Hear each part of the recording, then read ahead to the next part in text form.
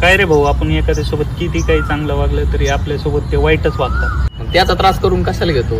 एखादा तुझ्याबद्दल जर वाईट वागत असेल पण तू तुझा चांगलेपणा कधी सोडू नको. याच्यावर मी तुला एक बाळू मामांचा प्रसंग सांगतो. एकदा बाळू मामा त्यांच्या भक्तासोबत रोडने चालत होते. त्यांना रोडच्या शेजारी एका खड्ड्यात एक खेकडा पडलेला दिसला.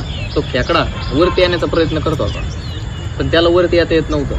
तेव्हा बाळू मामा त्याला वाचवायला गेले.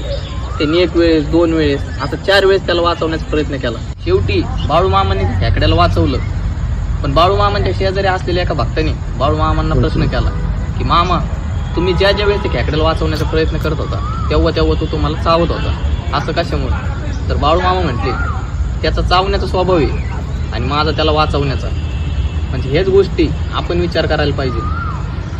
त्यांचा स्वभाव वाईट असेल पण आपला स्वभाव चांगला आहे.